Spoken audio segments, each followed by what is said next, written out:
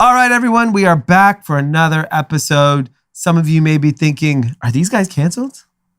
Some might be, I might agree with them. Fine people on both sides, as always, and we're going to get into it. We're going to talk about some of our takes from last episode that may have pissed a few people off. But we also talked about some of these big tech earnings and surprising results, Amazon, Facebook. But most importantly, we end the episode with one of the hottest, biggest IPOs of the year, and it went down. All right, let's get into it. Cash. Ladies and gentlemen, group chat. Cash.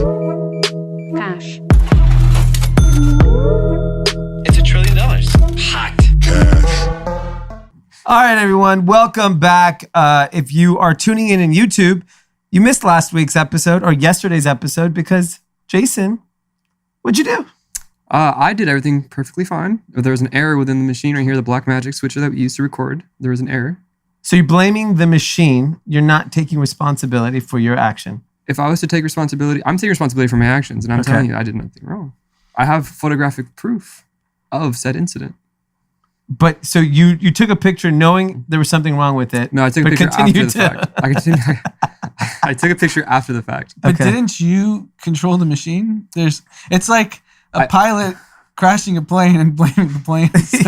I came in yesterday. Tim is my witness. I came in yesterday and said, I wonder how much space we have. And I said, we have 2 hours and a half, right? Do you remember that? I said, we have over 2 hours. After the episode finished, I checked how much memory we had. We had an hour left of memory to use.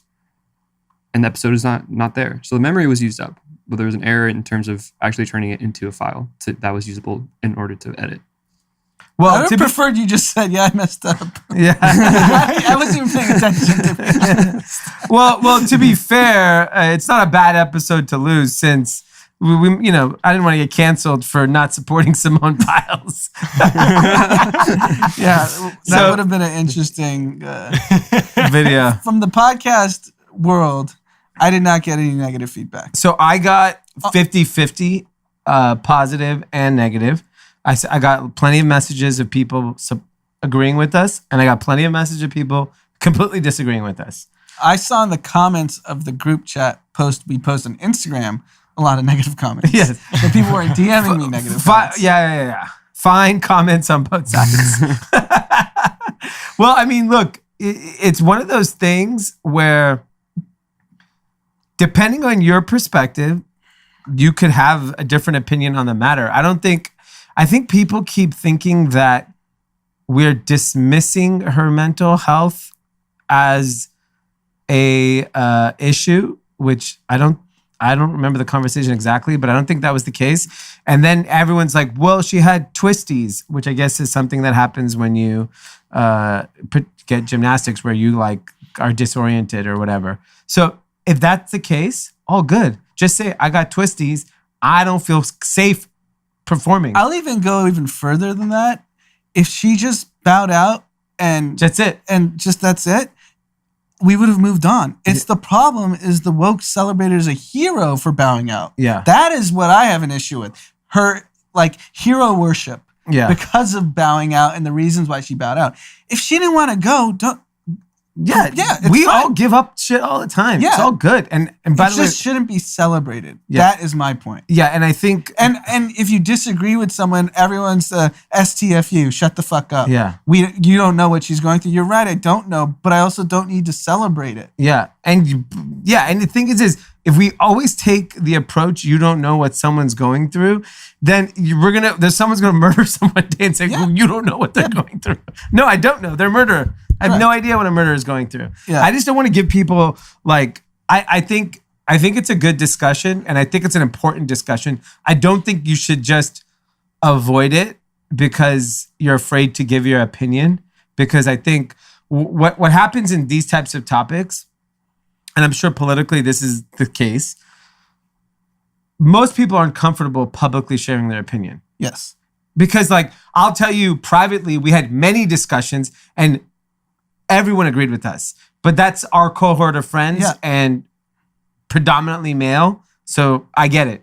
They don't see it through the women's perspective. and I appreciate it and I understand it. And I'm not even saying I don't think it's a male-female perspective. I think it was. I think look, there are definitely men who agree with feel comfortable that she bowed out because of mental health reasons. Plenty of men reached out on that. But a lot of it is like, you don't know what she's going through. And I think the thing that got me pissed off is not in regards to Simone Biles. This is not even on topic. All these athletes started coming out and started saying, athletes don't owe you anything. Yeah, you do. You get paid. We pay tickets yes. to watch you play. It's the same thing. It's like, imagine if Jason came to me and says, I don't owe you anything. Yeah, motherfucker, you do owe me. This is also an issue with... You do. I'll tell you, in the era of player empowerment, what players have forgotten along the way, and I'll use the NBA as a perfect example. I know it the best of any sports. I don't know gymnastics, so we can move on from Simone Biles. The NBA had a massive problem. The stars just kept sitting out. Yeah. Load management. Yeah. And you have people who save up for their family of 4 to go to one game. Yeah. So that's how our childhood was. That's exactly what we did growing up. We got to go to 1 to 2 games. Clipper game, not even a Laker game. And I remember the one game we got to go to was Clippers Bulls. Michael Jordan was coming to town. Yeah. Looking forward to it for like 6 months. Yeah. Can you imagine how devastating it would be to a family, especially like all of us we get to go to one game to see Michael Jordan once in our life. Yeah. And he just load management, not playing. Well, and you know what's interesting? When you interview players from that era, I remember even Kobe or Shaq and Michael Jordan, they knew when they went to Utah, Denver, they knew this is that fan's only shot probably to ever see Kobe or Shaq. That's what Kobe used to say. He used to say, like, I played injured because that family in the third deck's going to get to see me once in their life. Yeah. And this is their shot. Yeah. And they paid. Crazy.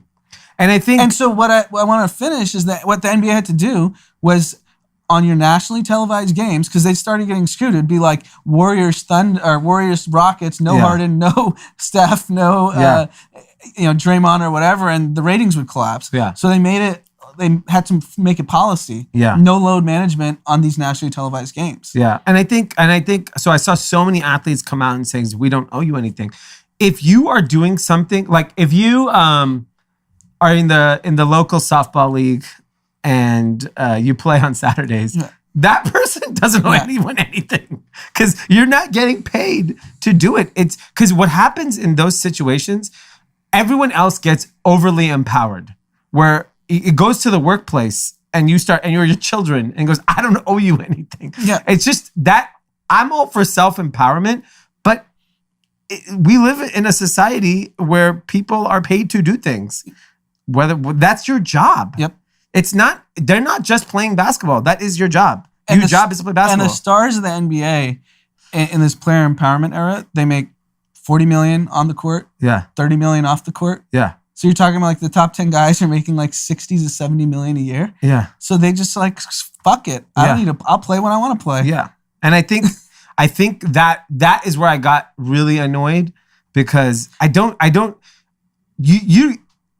you feel that way, cool. Just keep it to yourself. Yeah. Like you don't have to, because athletes have such enormous amount of influence over young people. They just do. Like the way they talk, the way they act, whatever they do, no matter what, that will never change. And so when you see your favorite athlete saying, we don't owe you anything, that's going to go into your home. Well, not only that, it's going to affect your own sport. Yeah. Your own viewership. You don't owe me anything, then why am I saving up for my kids to go to one game to spend $350 on a night? Yeah. It's a job. It's nothing. I have a job. You have a job. Everyone has jobs. At our jobs, we are paid to perform. Yes. That's it. Some get paid more, some get paid less. Like imagine a warehouse worker at Amazon. Do you think it's just directly correlated with how much athletes are making now? That they're just like, we can do whatever we want. I actually don't think it's that. I actually think because it wasn't like this 20 years ago. No, but I think it's also like it's this empowerment era where everyone is pumping their chest out because it's time to like, I want to control my destiny, right? Yeah. The reality is very few people get to do that. You have to own the entire vertical supply chain if you want to be the person. Like if you own the team and you play for the team, you don't owe anyone shit. It's your team. You can do whatever you want. You don't feel like playing today? That's fine. Yeah, because athletes forget you're a player. You have a boss. Yeah. The owner's the boss. Yeah. The owner's writing your check. Governor, sorry. Yeah. Didn't mean to offend anyone. Yeah. But it's no different than if I'm an employee at a company, whoever writes the check is the boss. Yes. It's also fascinating when Kyrie Irving, he took 2 weeks off for mental health in the middle of this past season. Yeah. The same media guys that I know wanted to rip him because Kyrie's not in favor of the media personalities because he doesn't do anything for them. Right? Yeah. He's the I don't know you anything type guy. And they all had kid gloves. Yeah. These are the same guys that literally would have roasted him. Yeah. And they're just afraid. Yeah. Because if you roast him. Yeah. On ESPN, you can't do that. But on other. The top sports podcasts all had kid gloves on Kyrie. Yeah. Yeah. I don't know. Things have changed. Publicly, I think. The big ones. The ones that have big brand sponsorships. I mean, I'd be surprised what happened on Clay Travis. Yeah, he's different. He's the biggest now. Who's bigger than Clay Travis? Well, you're talking Reach. His new radio show? Yeah. Sure.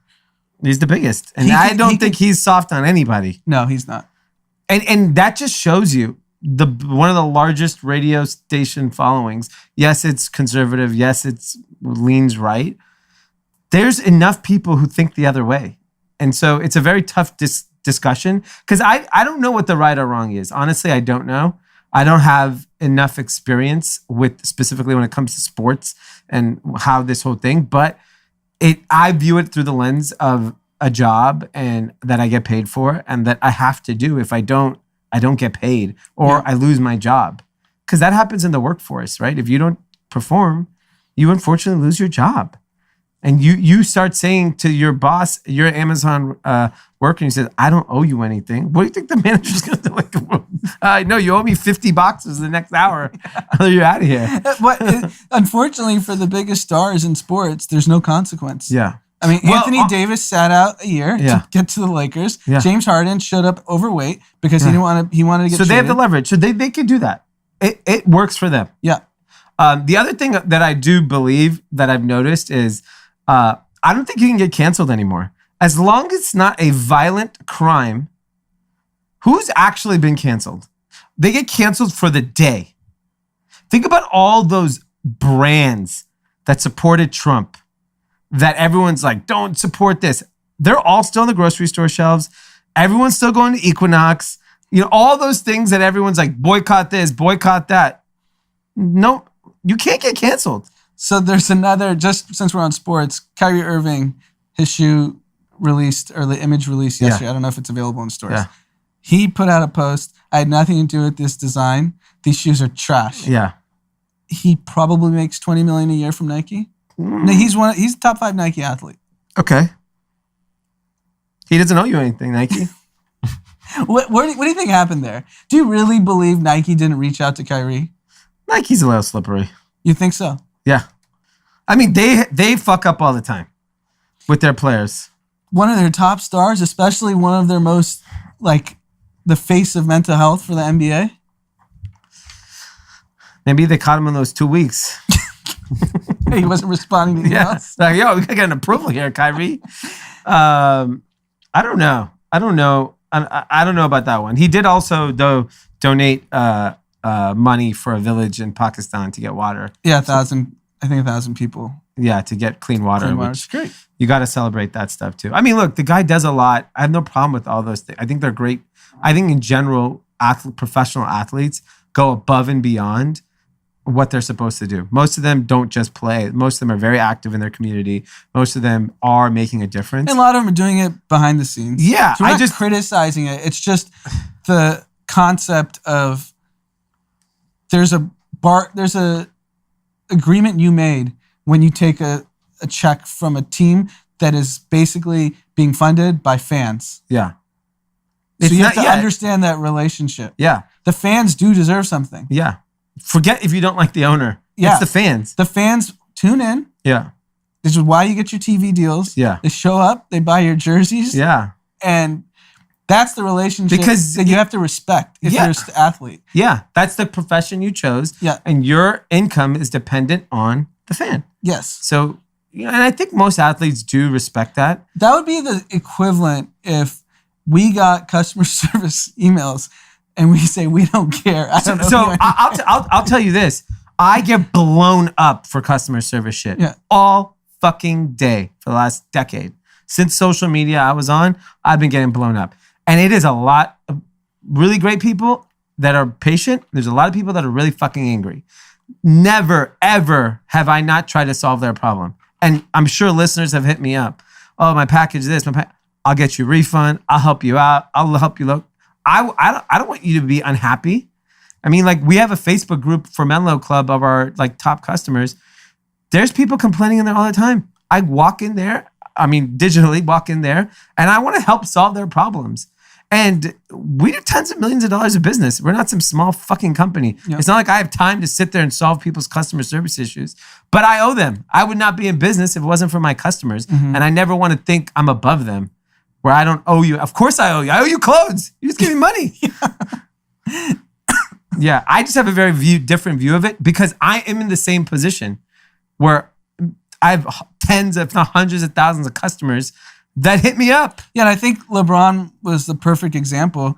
He hated his owner. Yeah. But he showed up and played. Yeah, and got him a title. He did his interviews, he did everything, and he did all his media, above and beyond. And plus all the community stuff. All the community stuff in Cleveland. Yeah. He did it the right way. Yeah. I'm sure plenty of people will disagree with us. See you in the DMs. See you on TikTok. Doubling down. Yeah. This is what's the double down? Yeah, just the Simone Biles take. You're doubling down. It's just nothing to do with Simone Biles. I just talked about NBA for the last 10 minutes. I know, but sure, this is what spurred it, is the conversation that there were athletes coming out in support of Simone Biles, saying that athletes don't owe people anything. So you don't think professional athletes who are paid tens of millions of dollars because fans watch, I think the relationship is they don't have to give a shit about the fans. I think there needs to be a closer look taken at these athletes' conditions, and for example, Simone Biles with Larry Nassar, like sexually abusing her, like that's her literally someone who was like paid. But so then that's a different story. Then she should have been medically evaluated whether she was fit to be in the Olympics. And she should have stayed home. Oh yeah, she should have gone. I think that's just, again, a product of us not treating mental illness with the severity that we need to, like not having a method of evaluating. I think if when you're growing up, if the pressure of playing sports or something that requires a lot of attention is too much on you, we should just tell these people not to do it. Here's the thing. This is where I don't buy that argument. Professional teams in the U.S., when they're in the draft, so the NBA draft is tonight. Yeah. Every single player has gone through a psychiatric evaluation by the team. They're investing millions of dollars. Yeah. You think they're not going to They do their diligence like they would invest a check in a startup. Correct. They're a startup. So drafting a rookie is a startup. By incentive, they care about mental health. Yeah. It's like when Phil Jackson let Dennis Rodman go to Vegas. Yeah, let him blow off some steam. Correct. I think we're discounting. I think teams do care, and I think they do. They're incentivized to care because if you pay millions of dollars and the player doesn't show up, that's a problem. Yeah. That's what I think. Like we've said, the conversation's more nuanced than just saying nobody cares about the player's mental health, right? Like, although Tim Grover came out, and who's the Michael Jordan Relentless book, very famous book. He was trained Kobe, D Wade, Michael Jordan. He did not. He was very aggressive with his statement. And his comments were positive. Yeah. Because he wasn't criticizing her. That's what people don't get. Yeah. What he was saying, the sacrifice in winning and how ugly it is of what you're going to sacrifice to win. So I read this book. Drama had him on the podcast. I read this book years ago when it came out, called Relentless. And it's about greatness, basically. Like, do you have the personality to be great? And I read that book and I was like, I fucking don't got it. I'm not that person. I'm not Michael Jordan. I'm not going to give up everything and burn the fucking house down to win. And those people who are great at whatever they do are willing to do that at all cost. And what's interesting is a lot of those people have had when you go through their life, you may see it, in totality, you're like, wow, they live this amazing life. But, some parts are tragic, some parts are difficult. And, you may at the end of your life be like, did I want that life? And you talk to these people who had like brief moment of greatness in their life and the rest of their life was almost tragic. And you ask them, would you trade it all to just be a normal, regular, healthy person? And they all say no. Right. Like all the time. I've never heard anyone say, nah, I'd rather just be And here's the like most non-controversial statement. You chose to be a professional athlete. Yeah. You know what the grind is to be a professional athlete. If while you're a professional athlete, you realize you can't handle it, no one's forcing you to play. Yeah. It's like when I was in investment banking, I was miserable. You left. I left. Yes. And you knew what you were leaving behind. Correct. Yeah. I left behind a lot of guaranteed money early on. Yeah. But I was mentally miserable. Yeah. So I can't, if I had stayed in investment banking for 15 years and literally had the most miserable life, I can only blame myself for staying. Our very close friend worked at a big consulting firm, top of the top. He was making a lot of money and he's like, I'm miserable. And he left. Correct. So why can't we say that about professional athletes? If it's that burdensome, you don't have to play. Yeah, I agree. And that's what happened. What do you mean? She shouldn't have gone. She didn't. But you accepted to go to the Olympics, though. Yeah, I mean, you accepted in the middle of competition. She's a 6-time Olympic medalist. Like she's proved that she is great. But and she is and one of the did greatest you of hear all me time. at the top? I said if she didn't have it, she didn't have it. Just don't celebrate it. Yeah. Yeah. That's all I'm saying. Yeah. Well, I think the thing that people are celebrating is the awareness that it brought to. I don't think mental health needs awareness at this point. It's literally all everyone talks about. Calm's a $4 billion company. Yeah, but it's more than a hot button issue. It's a medical field that is underdeveloped, and then like you said yourself, there should be a more like rigorous process to see if an athlete is like mentally fit for the Olympics, and there should be. I mean, that's that just only I'm comes saying with it's in pro research. sports. Like 100, it's 100% in pro sports. Yeah, in the maybe United States. gymnastics in the NBA, budgets. NFL, yeah. So I guess that one sport needs to fund a little more for the they need more funding. Let's move on. Joe Biden's handing out $100 to anyone that wants to get vaccinated. $100. He's telling states and local governments to do it. So Florida's not going to do it. DeSantis no chance. That would literally crater his 2024. Well, I mean, he though is very pro-vaccine now. He's out there promoting the vaccine and telling people to get it. Joe Biden also said it looks like federal employees will be either required to get weekly COVID tests or be vaccinated to go back to their job. So who's the cost burden on for the testing? That I don't know. For federal government, it's going to be the federal government. Right. So those are pretty big changes in the last week. I think the big challenge going forward will be, it's execution. Like, can we get people to get vaccinated? And if they do get vaccinated and their life continues, and the people that don't get vaccinated, it's a very big inconvenience to get tested every week for your job. And then eventually it's going to be, you want to go to Disneyland, you got to get tested. Yes. So you basically have to make it so inconvenient for people to re-enter society to get vaccinations up. Yeah. I think that's I think that's also what the alarm bells that rang off in the government is, this is a Delta variant. It's 2.5 times more contagious. It only existed because we didn't vaccinate fast enough. The next variant may be 5 times more contagious. Yeah. So they know if we don't get this under control, it's going to get so unpredictable of what happens that they're like, we need to do it. The only issue is it's only for newly vaccinated people. So what about all the people that did their responsibility? They should retroactively give it to everyone. $100? Why should the responsible 25-year-old 3 months ago not get it, and the idiot that's running around Vegas and Miami bringing Delta back to LA getting $100? I talked to a buddy who was at Rolling Loud this morning, and he was in it, like every party out and about. And he's like, man, that shit spread like wildfire there. And is he vaccinated? Did he get it? I believe he's vaccinated. So I'm curious to see how the next week or two in LA and Miami and all these places go out. But our buddy of ours is a surgeon, and his buddy works at a hospital at UNLV and shared a number. There are currently 93 patients hospitalized, and 40 of them are ICU level of care. The peak of last year, they had 150 COVID inpatients. So they're not far off. No. Like in a week's time, that could change. Seems like the Vegas variant is real. Vegas variant is real. So now they're requiring masks inside the casinos again. Yeah. Disneyland and Disney World came back and said today, you will be wearing masks indoors. So does that, so when you're riding through Small World and it's inside, are you wearing a mask? That's going to be tough to enforce. Yeah, that's a tough one. Because there's no worker on the ride, right? Yeah. They're at the start. Yeah.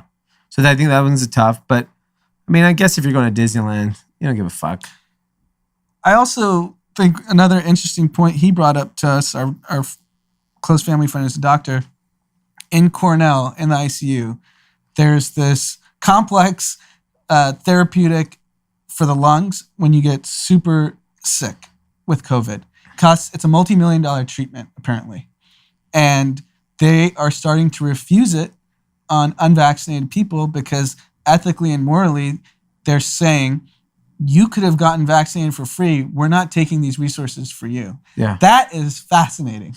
Well, yeah, that will definitely kick things up dramatically if you show up to the hospital unvaccinated and they just give you the basic treatment and not try to save your life. Yeah. It's like, here's an oxygen thing. Good luck. Yeah, that's what goes back to the insurance thing. What do you think? Ethically, I'm comfortable with it because I think the patient would be comfortable with it too. You think they're like, yeah, I'll just die? I think so.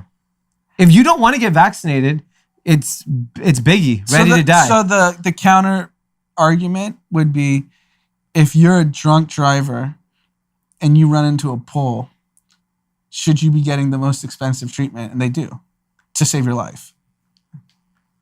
Yeah. But we're giving you the option to not drink and drive, and you still... no one's forcing someone to drink and drive. Well, with Uber prices this high, you're forcing people to drink and drive. The counter to that is, this is a national crisis at scale, and you're stealing resources from a hospital that can't treat other patients. Yeah. So it's not like drunk drivers were clogging up the ICU. Yeah. Unvaccinated COVID patients are. I can't believe how many people are unvaccinated. And won't get it. Yeah. Look at our comments. Yeah. Our TikTok comments, not big vaccination people. No. I think like 70% of people on TikTok refuse to get a vaccine. Man, it is. And then every day I hear someone else, like crazy people not vaccinated. It's pretty wild.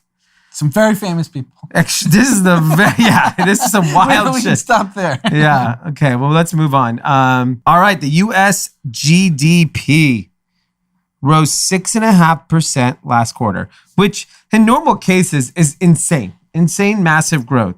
But obviously, it's compared to last year, which the country was basically shut down. The problem is the estimate was 8.5%. So the country is clearly slowing the fuck down. Yes. Which is really, really scary. And that's directly tied to Delta, right? I don't know if it is. People just ran out of money. Yes. It's probably both. It's April, May, June. There was no Delta in June. That's true. There was no Delta in June. No. We didn't even know what Delta was when we were in Delilah, Vegas. Delta. It started bubbling, but no one took it seriously. Delta was the week after July 4th is when it started bubbling. You started hearing the word. Yeah. And then the next week it was Delta this, Delta that. So the fact that the country is clearly slowing in growth, we're basically back at pre-pandemic levels. And if you think about pre-pandemic levels, the economy felt like it was already slowing down. But now, I don't know. I think we're in for a tough second half of the year, unless the country completely reopens and people go back to the office and all those things happen. But we're already hearing, I think like Google and Facebook have delayed openings. So is Twitter. to Twitter till next year. Mm-hmm. So they were supposed to go back to the office in September. But like, you take our building, which is probably half empty. Then the lady downstairs, Lisa, who runs her coffee shop, her business is way down. Multiply that by, I don't know, 1 million. Yeah. Yes, there's some industries that are clearly blockbuster growing, mainly in the software technology space. Everything else isn't roaring back. Like there are certain things that are, but not everything. Our close friend in New York told us you can basically go get a 5-star. What restaurants survived in New York City? The 5-star Michelin star restaurants that are $400 to $500 for a dinner, and the local mom and pop shop. Yep. He said the $40 to $50 restaurants all got wiped. Like the mid-tier. Yes. Just like, casual restaurant. Yeah, I mean, that's what we keep talking about, income inequality. It's here. It's fucking obvious now because you're looking at like IPO every single day, people being minted billionaires left and right. If you subscribe to Fortune or Axios newsletter, the amount of money being poured in technology is so disproportionate to anything else. And it's not even close how much money is going into technology. I don't even know what these companies do. $200 million of injected capital. Injected capital. Yeah. They're not doing the business. So there's a stat that like flies around from a lot of people on Twitter. Wage growth amongst different brackets. Yeah. So it's like the top earners, their wage growth was like 20% year over year. I think it's like the top 5% or 1%. Yeah. And the bottom like 50%, their wage growth was like 50%. So like where's the inequality? 50% on $50,000 a year versus someone who's worth $1 billion and you add 25%. Yeah. Like, let's talk. That's where nominal numbers matter more than just percentages. Yeah. The other issue is the recovery is so not equal because of the industries that been pretty much wiped out. Then you add on top of the number of people that are still unemployed or collecting unemployment. Their behaviors have changed. The number of people still, like the eviction moratorium is trying to get pushed back again because we know it's about to be a fucking bloodbath. Yeah. If we don't figure this piece out. But here's the scary part. When we talk about government, I saw a post from ProPublica. They're the one that released everyone's IRS taxes last month, all those billionaires. Scammers have stolen more than $87 billion in unemployment funds during the pandemic. $87 billion has gone to scammers. That's a lot. I'll tell you where they went to. Dior Jordan 1s. That's the number one scammer shoe. Right. And this is the problem. This is when you get conservatives on the economic side that don't like giving aid because these stats come out. $87 billion is a lot of money. Mm-hmm. It's not like $200 million. And just back to the $100 vaccine, I forgot to mention, it's from the $350 million of state stimulus from the stimulus bill that passed earlier in the year. So it was already earmarked. It was already earmarked, and he's just telling you, use that money for this. Got it. Because it wasn't given any bells and whistles. Why wasn't it? We already knew there was going to be this vaccination hesitant. Maybe they didn't think that because Trump took it. Trump got the vaccine. Lindsey Graham got the vaccine. Mitch McConnell got the vaccine. The leaders of the Republican Party all got vaccinated. Even I think Matt Gaetz got the vaccine. But the leaders of the Republican social media keep telling people not to get it. Yeah. I think they thought the political leaders had more clout. It should have been let's just guarantee it. Yeah. The problem is people are just ill-informed when it comes to this issue. And you can't convince people. I talk to so many young people that are not vaccinated. It's fucking wild. Young people. Young and our age people. There's a lot of people. Across all ages. All ages, all races, all walks of life. It's wild. Mm-hmm. All political beliefs. Find people. Find non-vaccinated people. Because this isn't a political, like, Democrat-Republican thing. Because the minority communities are the lowest vaccinated and the MAGA people are the lowest vaccinated. Yeah. So they found common ground. Maybe they should unite, form another party. Just minorities and MAGA? Yeah. They'd win. That's most of the country. But it'll be interesting to see how, with the slowing growth, how this whole thing, because the other piece of data that came out CNBC, housing boom is over as new home sales fall.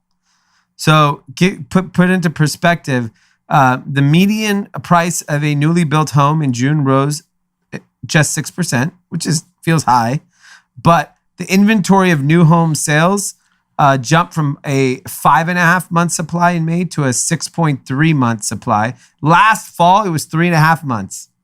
So it's slowing. I think a lot of it is priced. Most people are priced out of the homes. New home construction has definitely stopped. There's definitely a slowdown. I think lumber prices had a big impact on that. And now the demand has stopped because all the people that wanted to buy a home seem to have bought it. And now I'm hearing in LA, there's definitely housing prices in certain neighborhoods that are actually dropping for the first time in a while. Yeah, it's just, what's the story? 1 month ago, homes have never been hotter than ever. Then we see this stat. Yeah. I think we need to just sit back and wait a little to see where it shakes out. It could be just recency data that we just... I mean, it makes sense the housing market slowed down. It's just been on fire. It was too hot. Yeah. It makes sense for it to slow down. It could pause for a little bit. We know everything has to correct at some point, even if it's a 3-month correction. Yeah, it has to correct at some point, and maybe we'll see some sort of normalcy then. But we know there's a labor shortage. There's a lumber pricing was an issue. It's come down now. There's shortages in appliances. They have chip issues too. Mm-hmm. It's hard to build a home right now. And so new home construction makes sense why that's slowed. The demand, I think, is because of price. Like the prices got way ahead of itself. And then the person that was looking to buy a home, I can't tell you how many conversations I've had in the last month of like people there that got offered so much money for their home and they just sold it and they just haven't bought a new house yet. Because they're like, oh, we want to buy something, but like we'll figure out where to live. Or yeah, the real issue in a city like LA, if you're going to sell your home, you should probably only sell it if you're willing to move out of the city. You got to leave. Or you just made a lot of money and you can get a better home. Yeah, yeah. Or if you're trying to stay... Or rent. You can rent. You can rent. Yes. Yeah, I think you could still... You could rent for a year. But and then economically, your big cash inflow will only be as if you leave the city. Yeah, then you win. Your windfall will come if you leave the city. Yeah. But if you don't leave the city, it's probably just a nice to have, but you're going to start spending it on rent. Yeah. And you don't get that tax deduction. Mm-hmm. That's interesting. You know who needs a tax deduction? Amazon. Sorry, Tim. They are printing money, but this is a big but. They fell short of estimates for its revenue in the second quarter. It also gave weaker than expected outlook for third quarter revenue, blaming the COVID lockdowns obviously had a huge impact on their success last year. And this year, they're just not there. The demand is not there. So, for example, revenue was expected to be $115 billion for last quarter, which is fucking mind-boggling. They only came in at $113 billion. So they missed by $2 billion. Yeah, so their COVID growth tapered off. Online sales grew 13% year over year compared to 41% year over year in Q1, 43% in Q4. Slowest year over year growth in 3 years. Wow. Damn, Amazon's finished. Good thing he's in space. he knew this shit's over. He's like, I'm out of here. I'm going to space. AWS, which is their Amazon Web Service business, $14.8 billion last quarter in revenue. That is just, these numbers are so big, just mind-boggling. And we were talking about Google last episode. So Google, for example, YouTube, which Google owns, did $7 billion in revenue, okay? Netflix did $7 billion in that same quarter. You know what's the interesting stat about this? Google reported that 120 million homes watch YouTube on their TV. That's crazy. On their TV. I think there's 75 million cable subscribers in all of America. All of America. Obviously, YouTube's reporting probably not just America, on globally. This is where all the TV advertising is going to have to go. Because Netflix can't get the advertising dollars, right? They're not set up for that. These traditional big brands, YouTube makes the most sense. They're making longer form content. 120 million people are watching it on their damn TV. I know young people do actually watch YouTube on their TV, but what's the age cutoff? I'll watch. But there's also YouTube TV. Yeah, where you can watch like. But that sports costs games. money. Yeah. No one's buying that. No one's buying that. You're saying shit. they're just watching Jake Paul videos on TV. For example, when I watched, I think the Joe Rogan, Elon Musk, or one of those podcasts.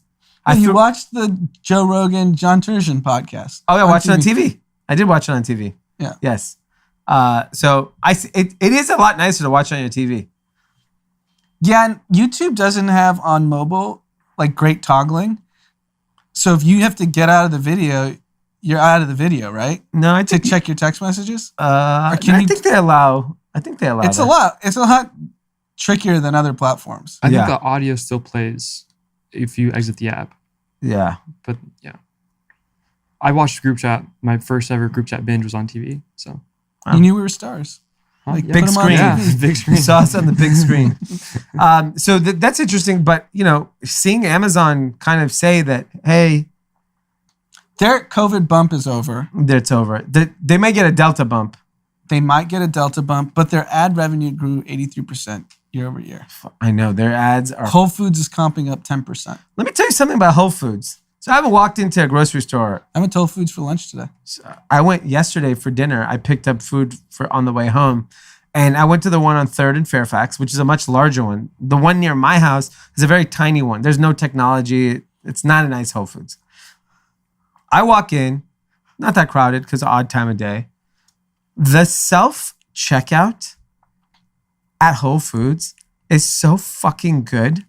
It just shows like you get a technology company inserted into old business, the difference the experience makes. Like I do self-checkout at CVS and they're good. They're not bad. The Whole Foods checkout was fucking incredible. You would think so. It's literally like, for example, I got something from the Hot Bar. I had not walked into a Whole Foods and picked up anything in so long. Probably 2 years. That particular location. I get something from the Hot Bar, all this stuff. I was like, damn, how are they going to know how much this is? So then they go, do you have anything from the Hot Bar? I go, yes. Click Hot Bar. Put it on the table.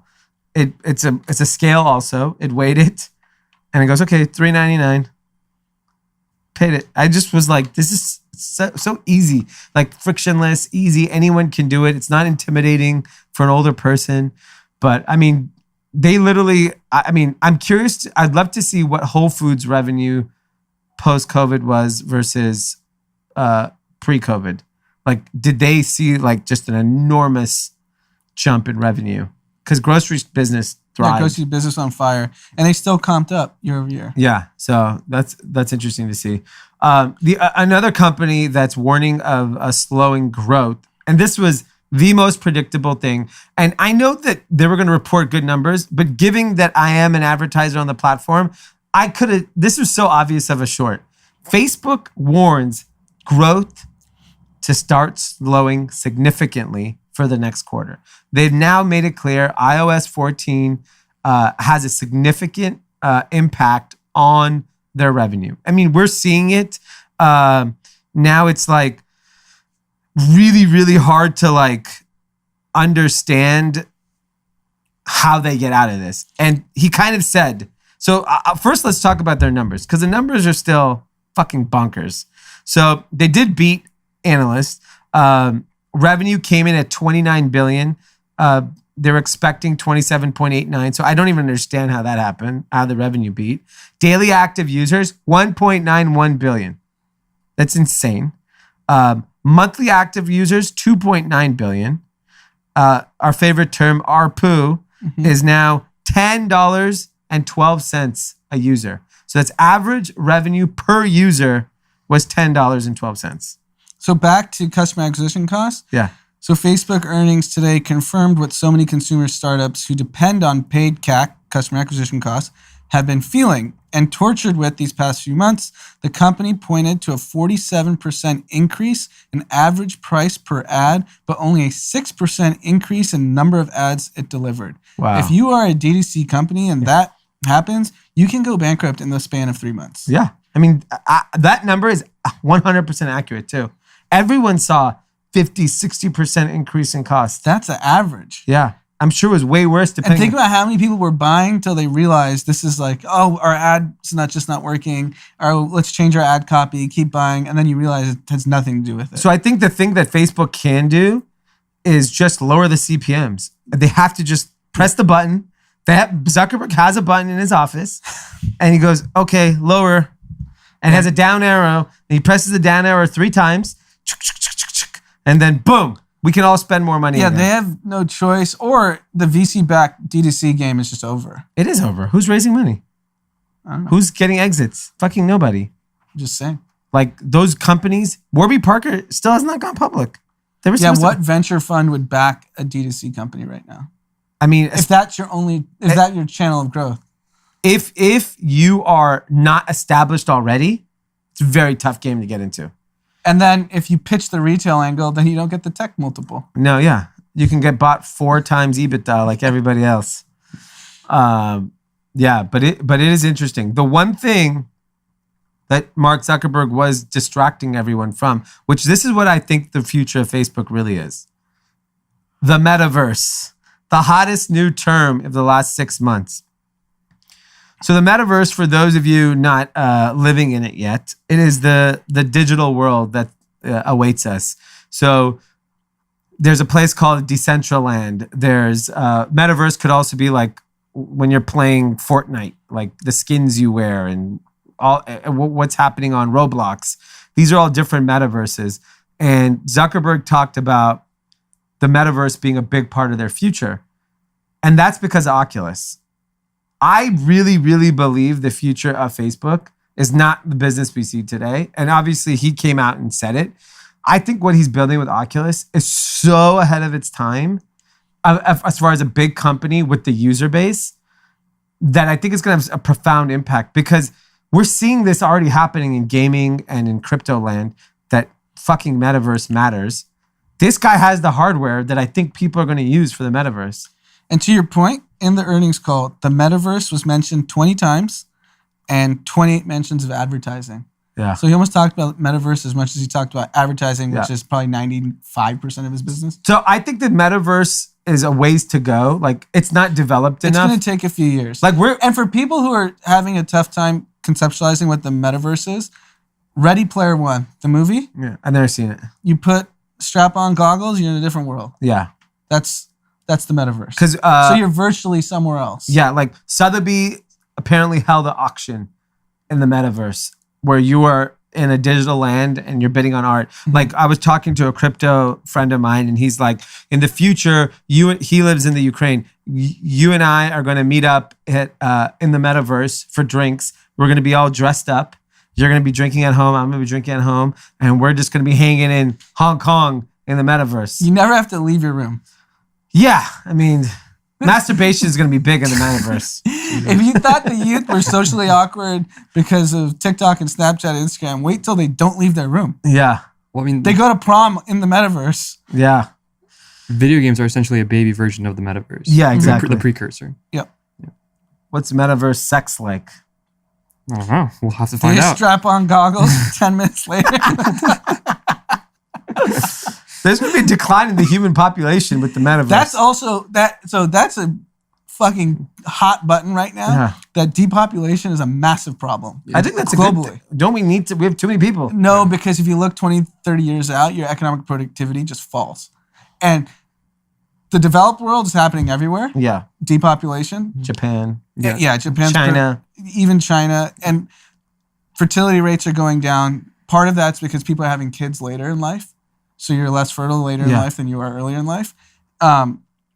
Also, the other interesting thing is the populations that have the opposite, where majority young, are mostly in third world countries with not stable leadership. Yeah. So you're talking like Nigeria. Yeah. You're talking many countries in the Middle East where they have these large populations that are under the age of 24. And the developed world is literally the exact opposite. Yeah. That's going to come to a head in the next 20, 30 years. Yeah, I mean, maybe you could have a little baby in the metaverse. You have a metaverse baby and a real life baby. Yeah. Like maybe once I'm 60, like I don't want to have a real kid because So people are just going to have secret families in the metaverse. Yeah, just be like, maybe my wife and I will have a metaverse baby. Like we have 3 kids in the metaverse. We see them on the weekends. Yeah, there you go.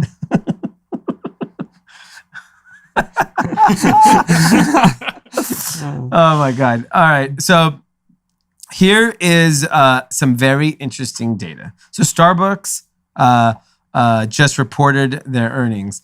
And here's the most interesting stat. 74% of total U.S. domestic beverage sales are cold beverages. Love it. I'm a big cold beverage guy. So Starbucks cold brew, nitro cold brew, and Starbucks refresher beverages and ice shaken espressos alone contributed more than a third of the iced espresso growth in the quarter. So what is this telling you about the trend in coffee? Younger people don't like hot coffee. I actually have never had a cup of hot coffee. I can't drink it. It doesn't taste good to me. Like if someone hands me a hot cup of coffee, I let it sit, become cold, and then drink it. I drink iced coffee every single day. It's really interesting. What is it about hot coffee that has turned off Gen Z? Is it just because their parents liked hot coffee, so they're like, fuck it, we're going cold? There's a lot of innovation in ice. When you go to Starbucks, the shit they put in iced coffee is insane. Like, you're not getting that in a hot coffee. What do you drink, Jason?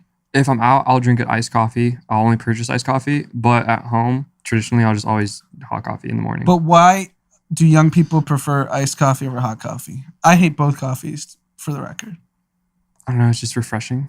I don't know. I'll give you an example. You know how in the earnings call, Facebook mentioned metaverse 20 times? In Starbucks earnings call, they mentioned cold 24 times, hot twice. Wow. So hot coffee is irrelevant. It's not hot. Hot. I like hot coffee in the mornings, like very, very early. But throughout the day, iced coffee. Maybe the habit generational. is at home you're drinking hot coffee because it's actually It's soothing. Hot coffee soothing. Iced coffee is like you're out and productive and trying to get shit done. I think here's the thing. I drink iced coffee at home, and the way it's just a harder process. We brew coffee, we put it in the refrigerator. The next day, we make enough for the week, Right. and then we pour it out. So like The friction. people aren't gonna wait, right? They just want coffee, or they try to put it on ice when it's hot, and that's disgusting because the coffee gets watered down. That means iced coffee has to be more expensive So than hot coffee. let me tell you an interesting story about iced coffee and our good friends over at TikTok. There is a coffee that blew up on TikTok. Charlie? No. Hold on 1 second. Let me find this article. It's good stuff. Charlie D'Amelio, Dunkin' Donuts, like her iced coffee thing, like blew up. It's like all over the world. So there is a iced white mocha. Let me get you the exact. It's a iced white mocha with vanilla sweet cream, cold foam, and extra caramel drizzle. Okay? This drink is $7.60, which is insane for freaking coffee. Blew up on TikTok, and this article, Business Insider article, they went and visited a barista in Tennessee and said he himself in one location in Tennessee makes 15 a day because of TikTok. Kids come in and say, I want the TikTok drink. They have tens of thousands of locations all over the world. I mean, and this is one. TikTok's impact on iced coffee. I mean, do you think, because this is $7.60. It's so obvious why fast food restaurants are so successful. You're out of there, $3-4 if you want to be? McDonald's, Taco Bell, Yeah. Del Taco. Yeah. $7. You're under $5. Yeah, under $5, you can be full. Yeah. Like 100%. You saw that one day after the game. I had the craziest meal. It was like $7.50. Yeah, and you had like 4 or 5 items. Yeah. Starbucks is expensive. I need to try this TikTok coffee there. You should go. Yeah. But that just shows the power of one.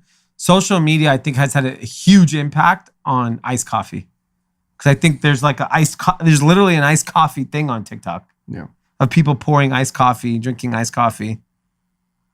Interesting. Pretty interesting. All right. And of course, we're going to end on the most important topic, the mother of all topics, Robinhood, aka Hood, as its ticker symbol is now, finally went public.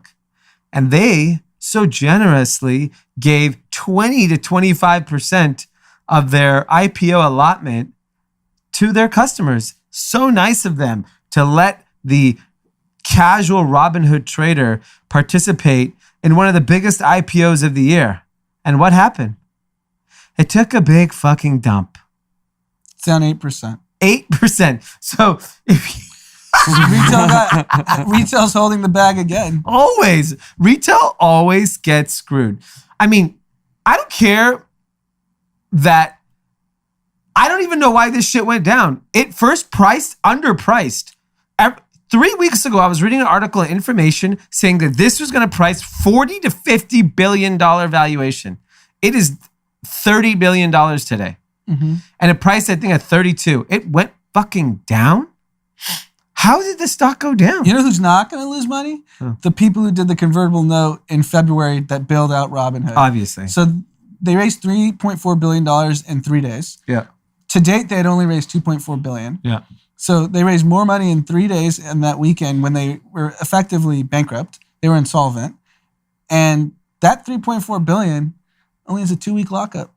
Wow. I like that. Let's keep the rich richer. Yes. Robin the Hood. That's what they did Pfaff with this takes IPO. care of the homies. He's like, whoever was with them, he's like the guy who made it. Yeah. Whoever believed in me.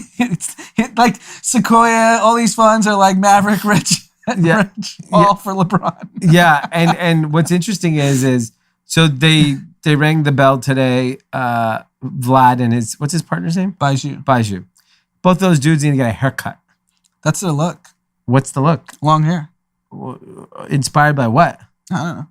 They need to cut their fucking hair.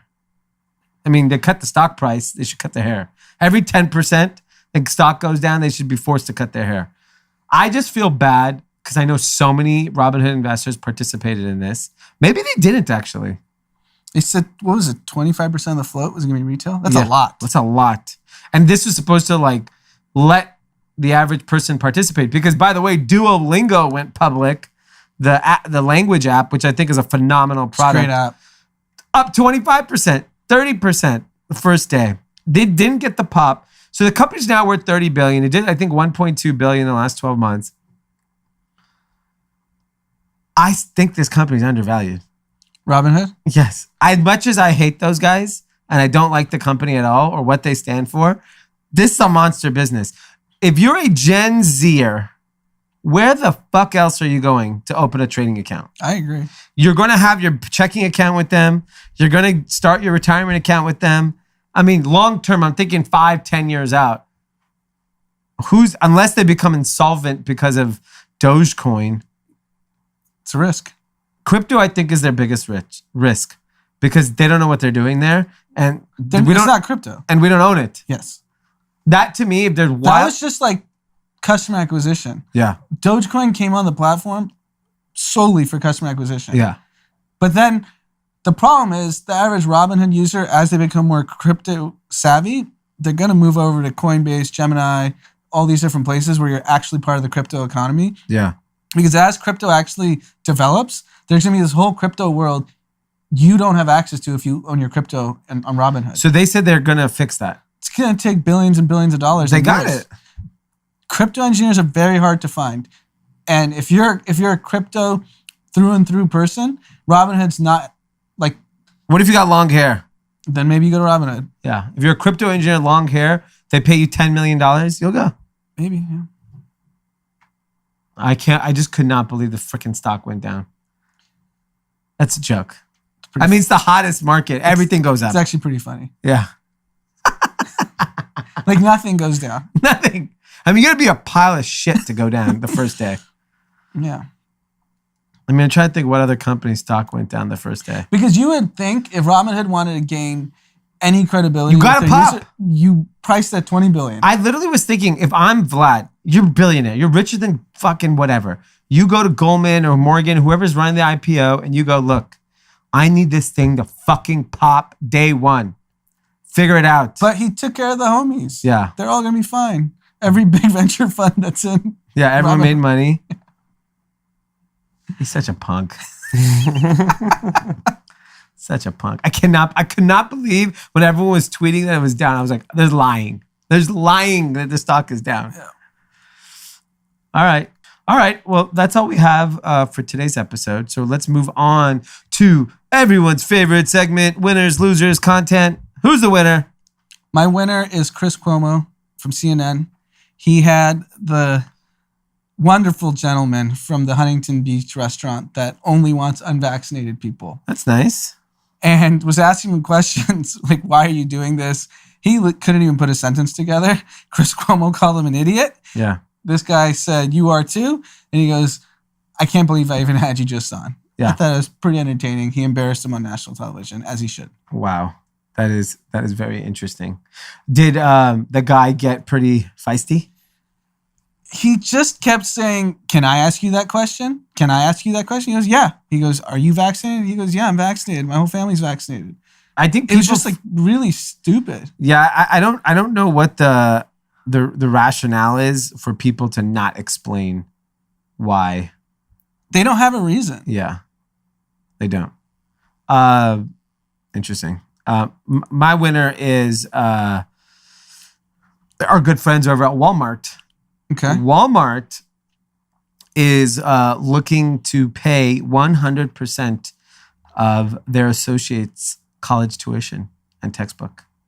I'm still trying to understand like their kind of qualifications, but they plan to pay 100% effective August 16th. They don't have to pay. There used to be a $1 per day fee to participate in the program. Because I think the idea is they're coming out and saying, we want to educate our workforce. We want to lift them up. And there's 1.5 million part-time and full-time associates of Walmart and its Sam clubs that will be eligible to learn new skills and earn college degrees. This is the investment that American companies need to make in the U.S. workforce. And it's like real colleges. They said 10 colleges, University of Arizona and University of Denver are two of them. Yeah, that's insane. Those are great colleges that you can actually go get an education and then come back to Walmart and be a... Or it could be even, like, you can think about it differently. You have this program. You're going to get younger people who are much more qualified to make your story even better. Yeah. Because if you have aspirations to go to college, you're clearly motivated. You're going to show up and do your job and be on time and do everything right. And I'm sure Walmart's seen data. Our average employee only stays 2 to 3 years. Yeah.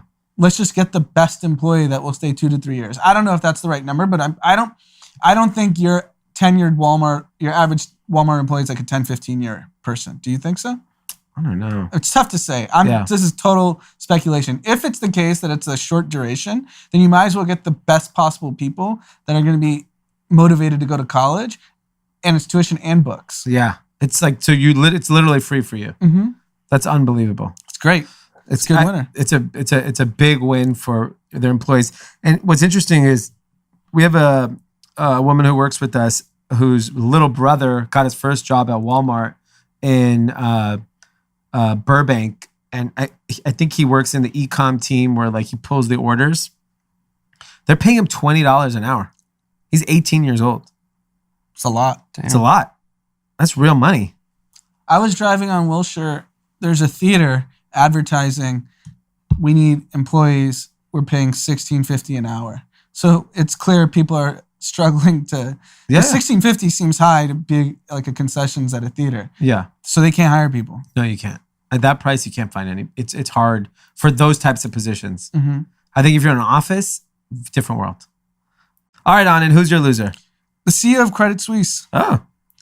So in their earnings, they announced that Archegos, the fund that went defunct, that had all these like crazy exposure. They lost $5.5 billion, Credit Suisse did, by being one of the clients letting Archegos being a big client of theirs. Wow. Here's the funny part. Yep. The dummy CEO said he had no idea the existence of the fund had a relationship with Credit Suisse. That $5.5 billion they lost erased the last 5 years of profits. So how, as a competent CEO, would you not know that your firm has this exposure that could have been way worse than $5.5 billion? Yeah. That's insane. It's just reckless. It's complete incompetence. If you are a CEO of a multinational company and you had no idea this $5.5 billion of exposure existed, you should be fired. Yeah. I mean, that's terrible. It's terrible. My loser of the week. Robinhood. Well, they technically lost. They lost. They actually went down. I don't know where the stock trades from here. I think like a Kathy Wood could get behind it with her ARK Innovation ETF and like drive that puppy up. Because I think if she does it, there's all these other people that just buy because she buys it. But she would be the one that has to move the stock. It's probably it's going to take some time for it to really, really Well, pop. in 2 weeks, everyone's dumping. 2 weeks, a lot of people are dumping. Yeah, a lot of fine people. And then in 6 months, a lot of people are dumping. Yeah. And numbers should go down because the world is reopened and people aren't sitting on their phone. It's not a function of the company. It's just dynamics of last year just don't exist this year. Yeah. So I think it's going to be rocky. But I agree. It's a fantastic product. I mean, do you believe in 5 years they're a $300 billion company? Yes, I totally see that. That's 10x from here. Yeah, it could easily. Yeah. It could be $1 trillion in 10 years. In Yeah. 10 years, it could be $1 trillion. Well, that's a smart guy. All right, what's your content recommendation? So it got announced this week, but it's not till September 7th. Okay. Dave Portnoy is playing a round of golf against Brooks Koepka. Who's that? He's a top 3 golfer in the world. And Brooks Koepka has to play left-handed. And they're playing for $250,000. Loser has to give it for charity. And is it on TV? Yeah, it'll be televised. Televised, like on... Let me confirm. I did also see they now sponsor some college football bowl. Yeah, in Tucson. They're They making can moves. change sports Yes. because they're going to... Make it fun. Yeah, they're going to make it fun. He said like they're going to have Big Cat fly out from the plane singing the national anthem and a USA flag. You're going to watch it. It's going to be yeah, entertaining. it's a spectacle. Yeah. Wow. That's unbelievable. That's a great content recommendation. My content recommendation is actually for next week also. I mean, not for today, but next Friday. King's Disease 2. Nas just announced he's dropping his album on August 6th. And, you know, we were fortunate enough to go to his Grammy party that happened in LA at Nice Guy a few months back. And they played some of the songs from the album. And they played one song in particular, which was fucking incredible. It was insane. Yeah. The art dropped today, which is incredible. Yeah. Hit Boy, I think, produced the whole album again with our friends Gabe and Anthony. So congrats to you guys. I was telling Anthony the other day, the only rap album in the last year, besides Now Pop Smoke, that I can listen to fully is Nas's last album, which is King's Disease. Incredible album. Yeah. Very excited for part 2. Yeah, excited for that. All right, shout outs. I have a shout out. My first shout out is for Robbie Snader, Okay. a good friend of the pod. And of course, his mom's a great friend of the pod. Even better friend than Robbie. It's his birthday. Happy birthday, Robbie. And he is out in Europe gallivanting, having a great time. He said Mykonos was great. He was dancing, singing, a lot of videos he's been posting. So happy birthday, Robbie. I mean, he's young. I can't imagine he's like more than like 26 years old. Yeah, I wouldn't think so. Yeah. Happy birthday, bro. And then we have a shout out from Riley to her boyfriend, JT, who is turning 25 years old on July 31st. Happy birthday. That is a very pivotal birthday. The reason being is you can easily rent a car at 25. No surcharge. Do 25-year-olds want to drive? I don't know. Are anyone 25 in here? No. Too young. Too young. Well, JT, if you want to hop in a car, go rent like a Chrysler Sebring convertible and roam the coast. You can do that. And, 25 is important because it is basically the beginning of the most fun next 10 years. My 25 to 35 were just epic. Yeah, those are fun times. Very fun times. And then I got married. Not to say that's not fun. Life change, all for the good. Obviously, different lifestyle, but man, 25 to 35, we were traveling freaking every weekend, gone, anywhere. Anyone invited me anywhere in the world. You never said no. Don't ever say no to a trip if you're 25. Yeah. No, I literally would say yes to anything. I'd go anywhere. Yeah, I think up until you either settle down, you should just go to everything. Everything. You should never question it. Yeah. And there are inexpensive ways to travel. Mm-hmm. We did it. Yeah, you just book 6 months in advance. Yeah. They're so cheap. You're not doing anything that weekend anyways, we know. Yeah. What are you doing in July? Nothing. Gonna drink White Claws and sit on your ass. Yeah. Any other shout outs? All right. I guess that's it for the week. Head over to our TikTok page. There was a bet made right before we started this podcast that if we get to 1 million followers by December 31st of this year, we will take Jason to, you know what? We'll take Jason, Jordan, Tim. We'll take everybody to Delilah opening in Miami. We'll take you to Miami, but I can't guarantee Brian's going to let you. I don't know if we're going to be let inside Delilah, but we could take you there. Well, once we get Brian there, loves me. He loves all my takes. yeah, we'll let you go there and you'll be good. Miami's a great town, even if you can't get into Delilah. Yeah, just go to the Clevelander. Yeah, judging by what I saw in Las Vegas, I probably can't get you in, but we'll take you to Miami. Or the week after, we'll take you. Sure. The week after will be easier. Just let me talk to Brian. I think I can get in. Okay. I'm just kidding. Please, Brian, I'm kidding. I was going to say good luck. Yeah. So that's spring 2022. Yeah. Awesome. All right. We will see you Sunday. Peace.